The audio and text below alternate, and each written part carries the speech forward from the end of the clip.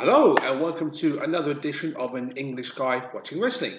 I'm the English Guy, I'm Nick. Thank you so much for clicking on another video. And in this one, we're going to be covering the 20th of April edition 2021 of AEW Dark. And that being said, jump into it. Opening matchup was between Joey Janella and Will Allday. Now, a very rare appearance in singles competition for Joey Janella, but I'm all for it because I really do like Joey Janella against a very game Will Allday. This was actually quite a fun little opener. Unexpected offensive Will Allday, sorry, my apologies, on Joey Janela. But you know what? Sometimes it's really cool to see that. And to see Joey Janela in singles action is something I always like to see. And if you've seen him in the past, you know just how innovative and creative he can be. No different here. And he actually won the matchup with a Death Valley driver. It's not something you see him use very often. I might sneeze here, so I do apologise.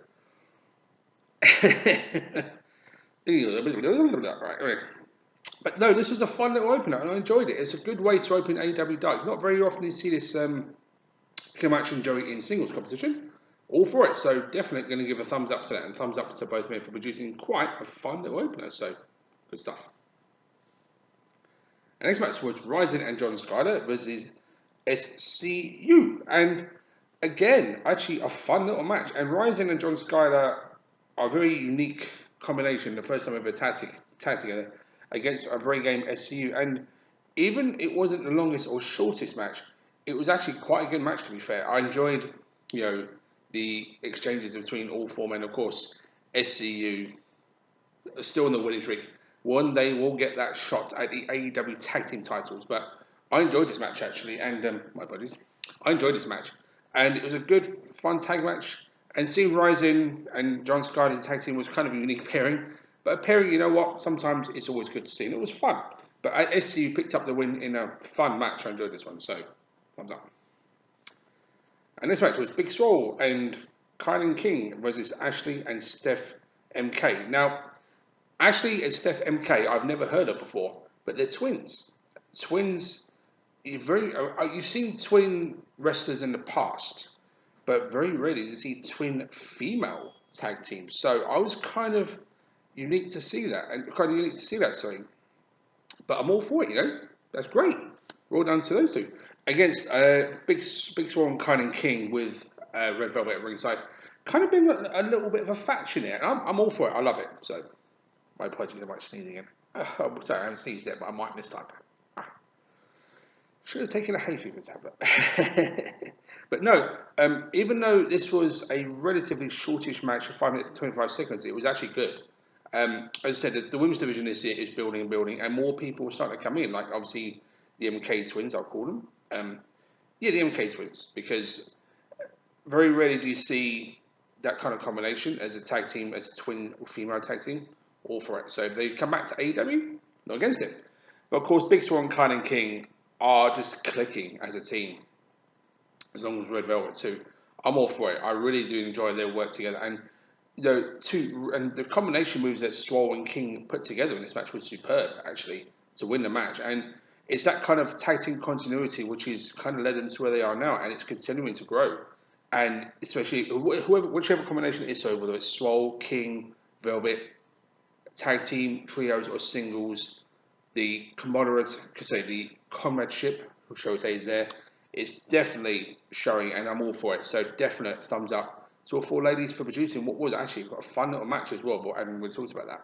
It was mostly Big Swole and Kylan King, but the MK Twins did show some decent promise there. And obviously in the AEW debut, that's always a good thing. So definite thumbs up to all four ladies. And the next match was Brooke, Albridge and Cole Carter versus the Butcher and the Blade.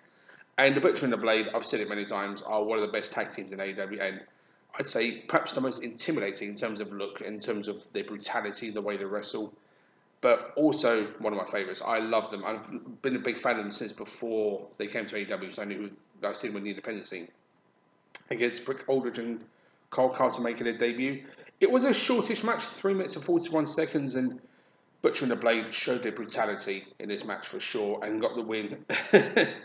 And it was kind of a dominant match. There wasn't much offense between Cole Carter and Brooke Aldridge against Butcher and the Blade, but it's just what Butcher and the Blade have been doing recently since they signed with Matt Hardy. They obviously very completely different opposite ends of the spectrum to people like Private Party.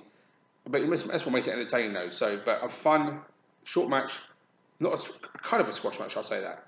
But all thumbs up to all four men.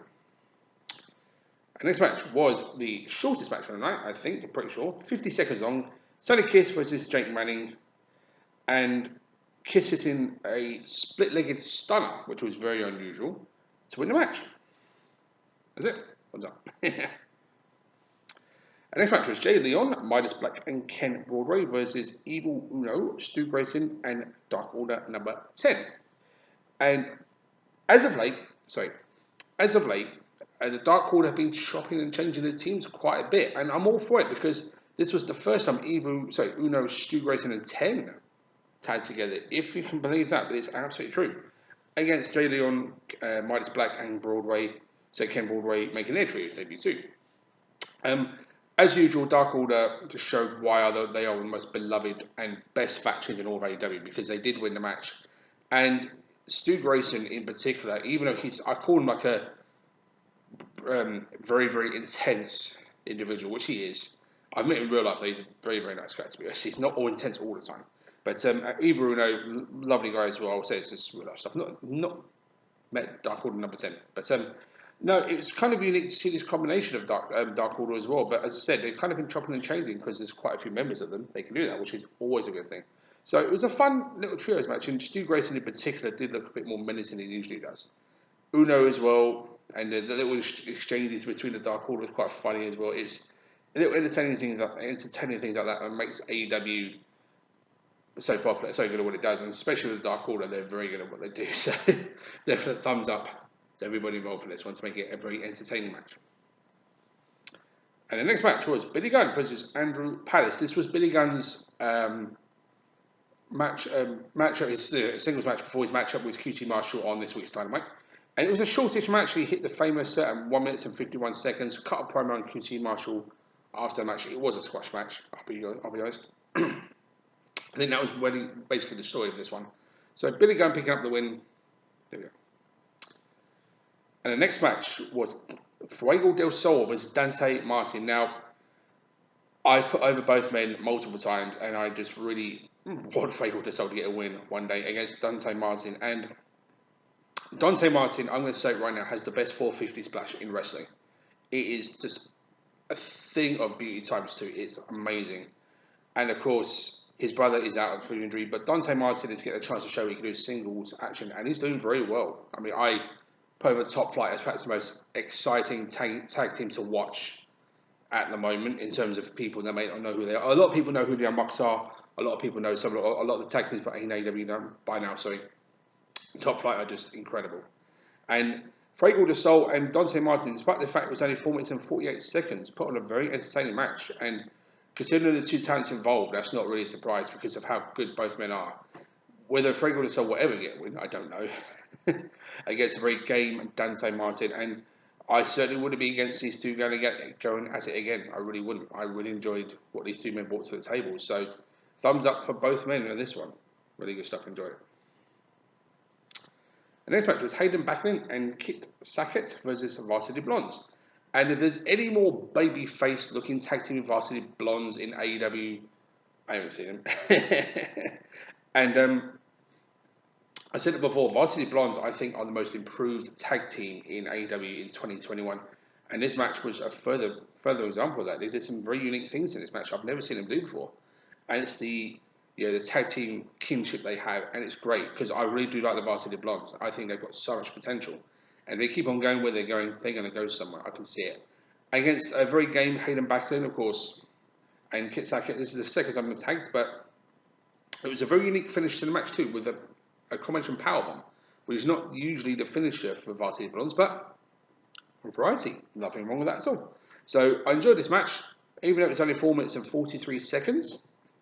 Still a fun tag match, and Varsity Blondes are continuing to shine more and more. I said they are the most improved tag team in AEW in 2021, and it's carrying on. So definite thumbs up for that. So well done.